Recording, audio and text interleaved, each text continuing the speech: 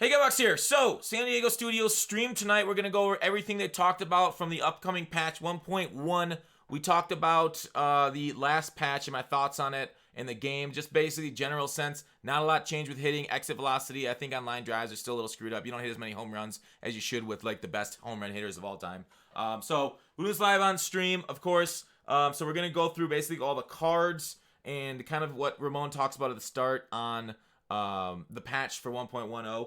So you won't be able to hear him because of the way I have my OBS set up. But basically at the start, they talk about what probably the best thing and the thing that I absolutely freaked out about, and that I think I liked more than anything else or close to anything else that we saw from this stream, was the fact that line drives are going to start to be more rewarding. That's what they're working on. They got a couple other things, that, a couple other issues that we have in the game. But I think that's my biggest current issue besides for like the random like fielding errors, that like actual bugs. The balance of the game that I'm most concerned about is those good squared ups actually dropping for realistic hit numbers like we see in MLB, the real game. So that's something he mentioned. I'm glad it's on the radar. I'm glad it's something that's happening. I know a lot of people have complained about moments in the past. They patched that with 1.09, made those easier. So we'll talk about moments in a second, the new ones that are coming. But that's kind of what he talked about right off the top here with the patch. There were some other things that were cool there. But I am not going to go over them because we'll see them in the patch note, and I'll review the patch notes when they come out. So here is the new cards that are coming out for the packs. Let me see if I can get this thing off. Ernie Banks, 93 overall. He was a BR reward last year.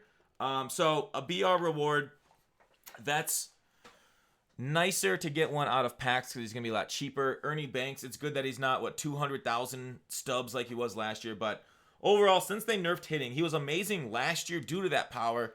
This year, it's not really a power meta, it's a vision contact meta. So he's a righty that can smash lefties, and his contact versus righty is a little bit lower than you like to see, but a 91 vision is not bad at all. Estimated price, I mean, we can look at the community market for other cards around his level, for pack cards, for series cards. And who do we want to look at? Like maybe Eddie Murray. I could see him going for, initially he'll be a ton more. But like once he settles, 50K seems like a fine price for him. Maybe 60K, a little bit more because he plays a rarer position. I could see it all the way up to 70K like Greinke, 70 or 80K because of the rarity of the shortstop. But I, like a lot of other players, I think, use a cap at shortstop. And does he beat the actual cap?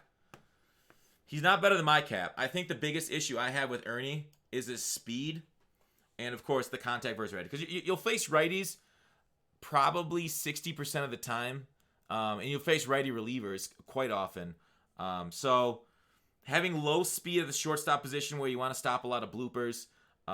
He's not going to really stress the defense, kind of getting an infield hit. But, I don't know. If they patch power to be more impactful, maybe Ernie becomes more valuable. But right now, he's not something I'm super excited about like I would have been last year, where he was absolutely phenomenal.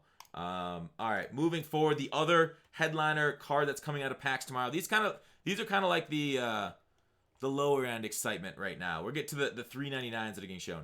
All right, Dylan Betances. Now, what's cool about Dylan is he is fucking hard as hell to hit. The problem with him is he's only got 2 pitches on this card.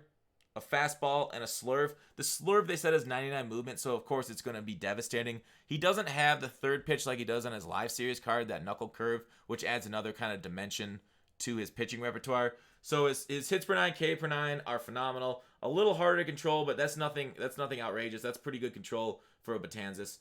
Walks per 9 and control. So overall, solid. And I think they're good, but not great cards. Not the most exciting ones we've gotten out of pack. So let's move forward to kind of the third inning players. There are moments tomorrow. There's like Bryce moments. There's a Pujols moment too that they talked about. It is what it is, right? All right. So third inning program. I want to kind of get to the cards. It's a lot. Like what you have to do in the third inning bosses moments. You kind of get those. They go through. Oh, I guess if you guys want to see the golds, do you guys care about the golds here? They didn't show the stats, but we got Tony Watson, Taylor, Hunter Strickland, Smoke, and Marco Estrada. So, I mean, they're good for events and stuff, but it's nothing that you're going to write home and a mama about. So, moving forward, keep going. I think there's 700 stars. Here are the choice pack contents for diamonds. They also didn't... Oh, they did go over their stats. We'll get to that in a second.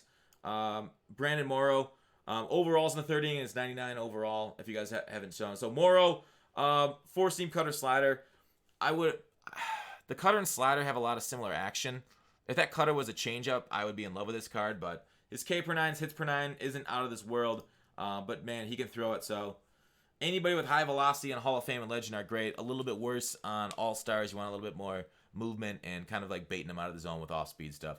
Zach Cozart, he's slow. He's kind of like a budget Ernie Banks, I'd say. Decent power, good contact, okay vision, but 44 speed, which I think I'm in the way of. 44 speed does hurt him quite a bit, in my opinion. So maybe I'll minimize myself, make myself real small so I don't block the stats.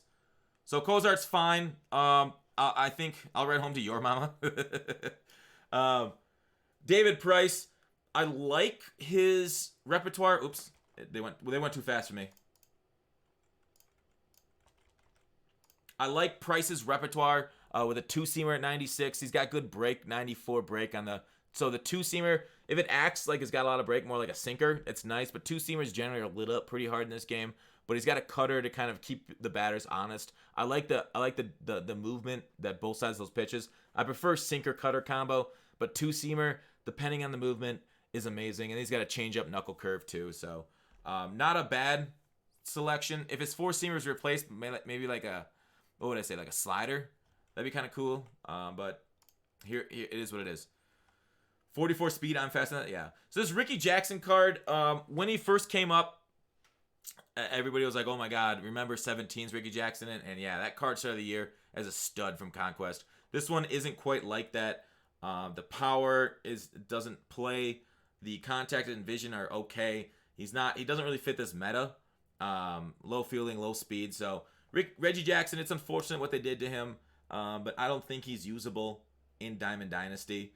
As cool as he's gonna be, I don't suggest you take Reggie Jackson out of this pack.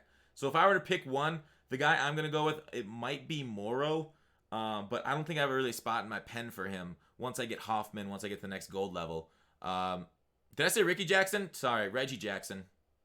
Sorry, you gotta. I'm an idiot. You guys know that.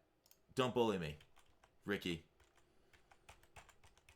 I feel shame now. All right, now here are the three. 99 overalls, third innings. Rickey Jackson is Reggie Jackson. Rickey Jackson's an outside linebacker. All right. Roberto Alomar, switch hitting second baseman. The face I made when this came up on stream was this.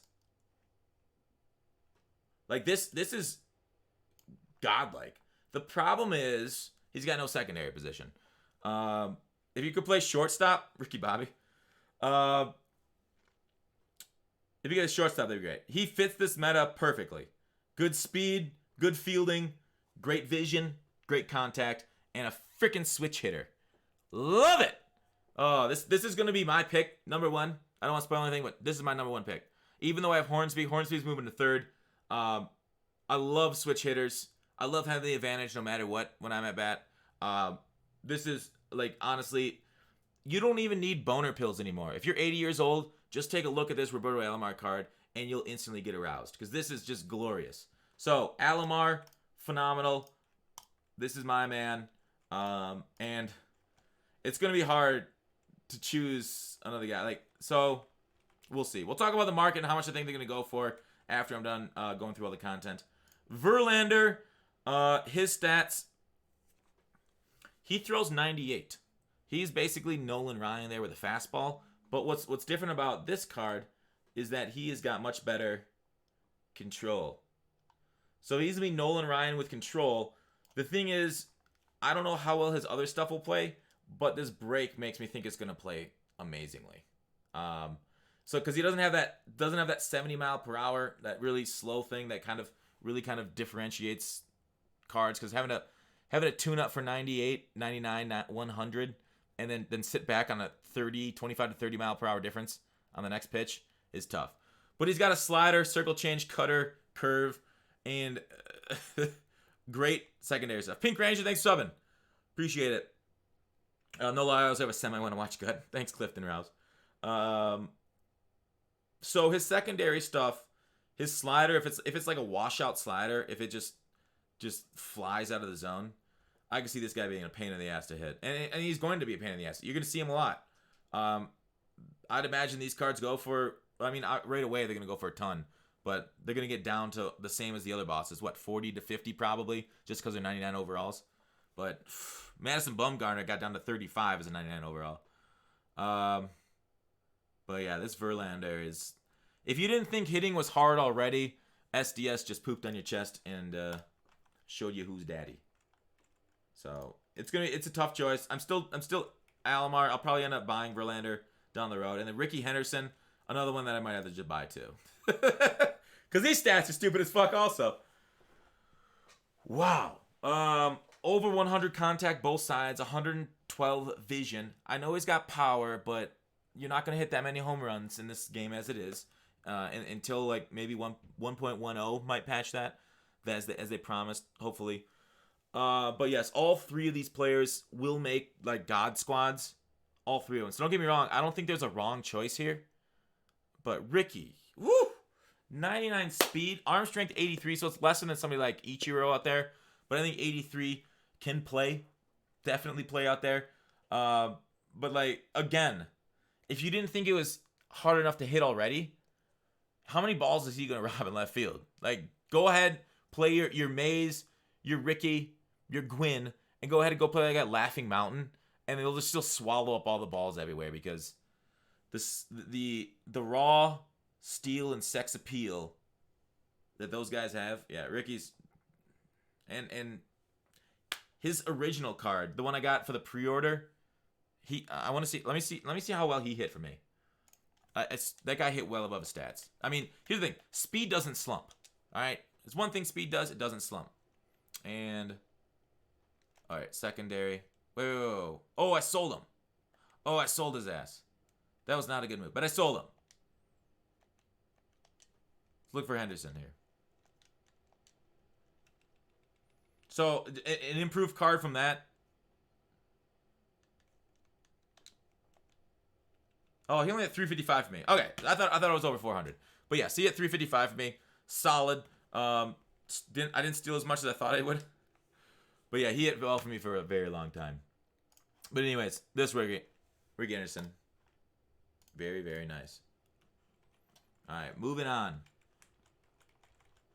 I think that is it for a while. They talk about later on in the stream about, because they just compare those guys like we just did. He's on my bench. Oh, fuck, he's on my bench. I forgot about. He's my pinch runner. All right, so right here. So if you guys lock these in for the 4th inning program voucher, you get 30,000 stubs now instead of 700. That will probably increase their price a little bit, but I don't think you should buy any of these cards for at least a couple weeks. Now, why is that? Why? Whoops. All right, so let's take a look at Bumgarner and his history. Let's talk a little bit about the economics of this guy. So, okay, that's frustrating. Cy Young. Let's look at it. This is first inning guy going to second inning. Second inning, it happened on the 19th. Because you guys see that? All right, I don't know. What's a better way? Right here. So you see it? The second inning came on the 19th. And then it went up. It went up for days. People are going to look at these things on the market and they're like, okay, I can hold out. Through the weekend, they'll start locking these guys into the set. And I think the price is going to jump. It's already jumped on a few of these players like Bumgarner. He's already up like 8K, I think.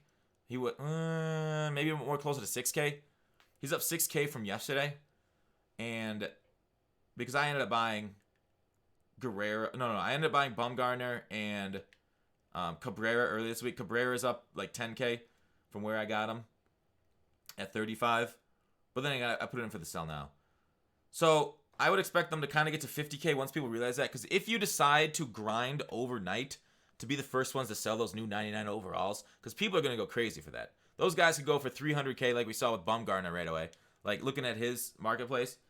People were buying, 250K. People were buying them for 250K right away. So if you stay up all night grinding, you could potentially get, 150, 200K out of him. He stayed up at 125 for 5 days. 4 days. So if you grind it out through the weekend, if you lock them in, I think it could be worth it for you. The thing is, you're spending a lot of stubs. It's risky, but I think it could pay off if you're a big grinder. Otherwise, I do suggest selling probably over the weekend sometimes for these cards. Maybe off into Monday. But that's when I'll probably be selling off my Bumgarner. I like Vlad, I might keep him, but I'll probably sell him off and maybe Cabrera off. Because Cabrera's solid, but I'm not a big Tigers fan, and I've only used him for a couple games. Oh, 4 for 7, that's not bad. But anyways, that's it. Let me know what you guys think. So we got the big inning program. We went over the moments, but I don't think that's really interesting enough to kind of go over in the summation. What do you guys think about the new content coming to MLB The Show? Hopefully, you like it. I think it's nice. These are some endgame cards that are still dropping on us. I'm excited for what inning 4 brings us, since we got to wait, a month? I think it's a month between innings. Overall, the pack cards are whatever, Betances and Banks. But yeah, the grindable cards. It's weird. They're making the free cards way better than the paid for cards. So like the pay to win aspect of Diamond Dynasty, it's kind of like, I don't know about that. But thanks for watching Call to Action. I'll see you tomorrow.